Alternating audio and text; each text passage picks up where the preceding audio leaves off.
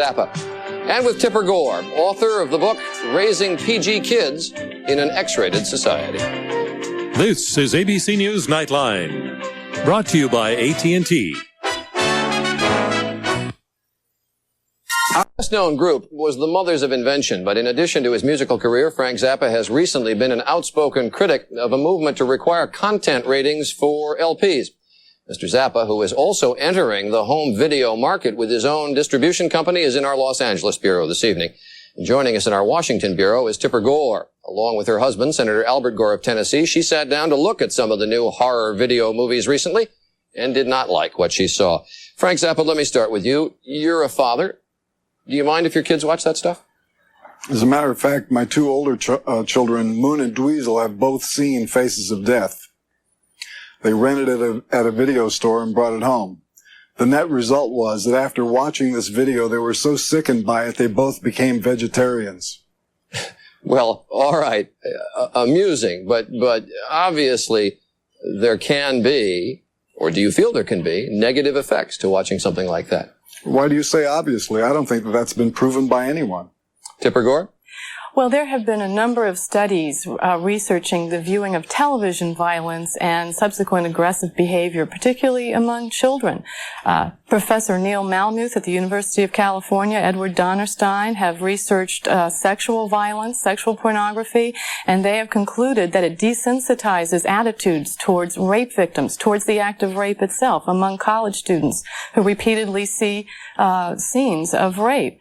The PTA conducted hearings in 1978 in which they detailed cases of more aggressive behavior among children, that they felt the children were imitating violence that they saw on television. The American Psychological Association had a report out last September in which they say that viewing violence on television is directly linked to more aggressive behavior among children. So there really are a lot of studies that talk about the effects of viewing violence. All right, Frank Zappa, a long list of studies, but Tipper used an interesting word. But no conclusion. She said desensitizes. When you see a young girl, as you saw a moment ago, who was standing, I guess, in a video rental store saying, I like the blood, what's your reaction to that?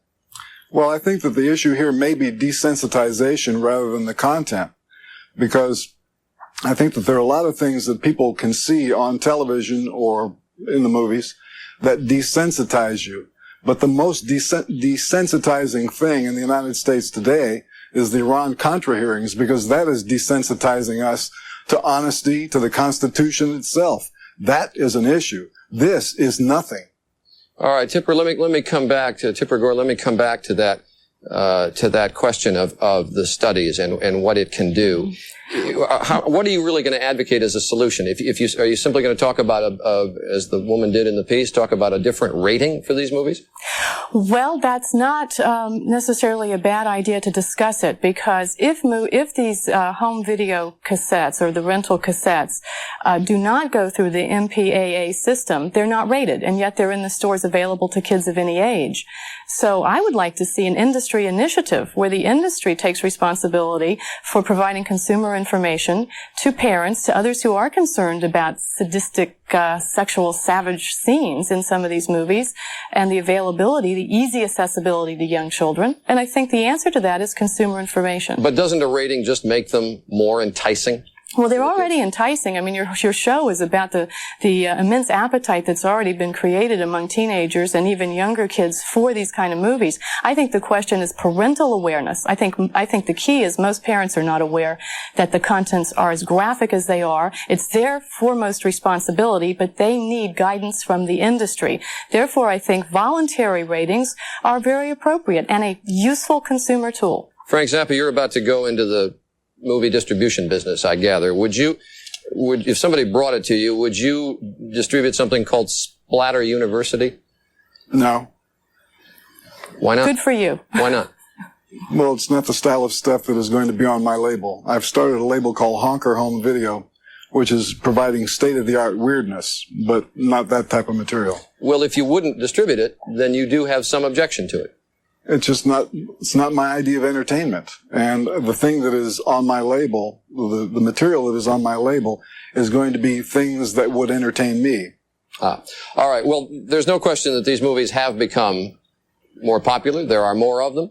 A recent phenomenon. We'll talk about why they've become such a phenomenon. When we come back, we'll be joined by one of America's best-known film critics, Gene Siskel of the Chicago Tribune. Television program Siskel and Ebert at the Movies. Gene Siskel, you're nice to join us this evening. We've gotten through a lot of years without these kinds of movies, and maybe I sort of suffer from terminal age at this point, but I mean, when I think back at Friday Fright Night at the movies, there was a vampire with a big black cape and whatever. But these things have obviously progressed a long way. Why do you think they have? Well, it has progressed a long way. I think it takes a bigger shock to, once you've gotten used to a level of shock, even if it's electrical shock, it takes a bigger shock to get a jolt out of you mechanically in the body. And I think that's the way it works almost in films. To follow that through to its conclusion, though, it gets worse and worse and worse and worse. Yes, when you're showing I Spit on Your Grave, I sort of have to keep up to date with this stuff. That's the bad old days. Now it's Faces of Death. I used to say when I was asked what was the worst film of all time that I'd seen, it was I Spit on Your Grave. Now it's Faces of Death. And they've come out now with Faces of Death 3, which is a high renter. I just called a couple of video stores in Chicago half an hour ago before we went on the air, and Faces of Death 3 is renting quite well. So it is getting rougher. And those films, by the way, are not faked, as the magazine publisher, the young magazine publisher was talking about. Those are showing mutilations, accident footage that wouldn't go on broadcast network, showing morgue shots, killing, some of it tricked up, I might add, where there's a second camera there where you wouldn't think there would be a camera, showing a camera photographing a mutilation by alligator or bear or somebody falling from a building. So this stuff is getting rougher. There's no question about it. Tipper Gore, the market is there. If the market is there, if people want to see them, there's really no way that you can stop that, is there? Well, I don't advocate stopping that. What I'm concerned about are the number of rentals that are unrated and accessible to kids of any age, preteens and young adolescents. And I think parents need to make a judgment and intercede. Fair comment. I didn't mean to say that you wanted to stop it. I'm just saying that when you talk about a rating or some sort of different warning for parents or whatever, basically, right, if the market is there, people are going to go and see them, whether you rate them, whether you put any kind of restriction on them, they're going to see them. That's right. So the real key is education. I mean, this whole discussion should be framed in the argument of the real violence that's in our society. The fact is the youth homicide rate has gone up 232% since 1950. Last year in Detroit alone, one child a day, one kid under 21 a day was shot. I mean, we have a problem with violence in our country. We ought to debate it publicly. We ought to say, is it healthy to glorify violence the way that we do, to the degree, the graphic degree that we do? And is it healthy that women are always shown as the victim? Frank Zappa, let me raise that question because a number of people do. One of the critics in the piece did, that it is a terrible problem for women, these movies, because they basically show an awful lot of aggression against women. One of the reasons they do show aggression against women is because there is a market for films that show aggression against women.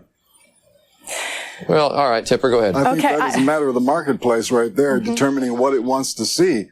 Obviously, there is a sentiment in the American public that demands to see women being treated in this way. Well, but you're talking about a mental health problem, not a problem of labeling an object. Well, it's a cheap industrial ingredient. I call it cultural strip mining. You're selling the bottom line of sex and violence to teens and preteens, and the companies ought to be responsible. And it's like junk food. They're crowding out other more positive kinds of films that they could produce. Gene, aren't we down to the ultimate question that you always get into in this instance? I mean, it becomes a free speech question, and Frank Zappa has a point. If there is a market there for that kind of movie. I think the key concept here is getting the information out. I think that the broadcast tonight, the ultimate good of it is simply to indicate to parents that it is not, you showed Friday the 13th. That isn't in the league that we're talking about here, that people are so concerned about. That's almost benign compared to some of the brutal material. Frank Zappa said a very interesting phrase. He said, it's not my idea of entertainment. Well, I think that the most damage that's done is not, let's say, a one-for-one act. I don't expect people to start going out and having toolbox murders after they see toolbox murders. But there is a confusion that I think does come up in the mind, and that is this, that in the name of entertainment, you watch a toolbox murder. In other words, it's labeled as fun, as a good time. And even Frank Zappa admits it's not his cup of entertainment. And I think from a cultural leader like Frank Zappa to say it's not his kind of entertainment is great to go across the national airwaves. It's not my cup of entertainment either. But do you need to educate people on movies called Blood-Sucking Freaks? I mean, you see that title. It seems to me it's fairly self-evident what it is. I talked to two store owners tonight, and they told me an amazing story, which is that they note ages and note on cards not to rent. Parents can call in and say, don't rent to my kids. They have had cases where parents have come back and said, you're not renting to my kids. I want them to see this. And I asked the young man that I talked to, the second guy, and I said, do you think he really knows, these parents know what's in the film? And he said, no. They think it's Friday the 13th. They think it's the old vampire stuff. They're really not aware how rough the material is. All right, let me come back to that question of the responsibility of the video store owners, and we'll do that when we continue our discussion in a moment.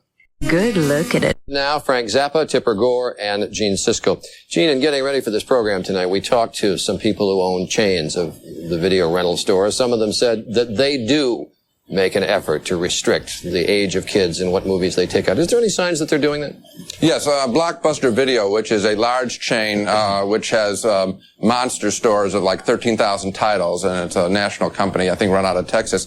They have a coding system in the computer where a parent can call in and say, do not rent R-rated films to my child. I mean, milder stuff than we're talking about today. And a light will go off and they will not be able to rent to kids. So there's a chain. Are they the exception or the rule? Probably the exception, although the trend is toward bigger and bigger stores. There are plenty of mom and pop stores around, though, that are renting casually, and as I talked to tonight, some that are trying to rent responsibly. Frank Zappa, your reaction to that? Stores limiting what kids can take, and the idea, perhaps, of putting a rating on a movie that would guide the store as to what they do. Well, I think that the films that are in release on video cassette that are actual films that were in release in theaters already are rated. And that rating system itself has been pretty much of a dismal failure. The net result of it is to alert people that, you want to see the R because that's where the action is. I think that restricting any kind of access for any age group, for any kind of material in home video, which is the last frontier of free information in a pictorial sense, that where you can choose it, bring it into your home, and it doesn't have to be as bland as television. There shouldn't be anything to interfere with that. Tipper Gore, in the last 30 seconds, do you see anything which points to an abatement of this phenomenon? No, I don't. I think it's going to get worse. And I think what we have in the marketplace is something akin to video anarchy. And I think that what the consumer would really be best served by would be a voluntary system initiated within the industry to provide consistent information so people could make individual choices in the marketplace. All right. Tipper Gore, Frank Zappa, Gene Siskel, thank you for being with us tonight. Nice of you all to join us.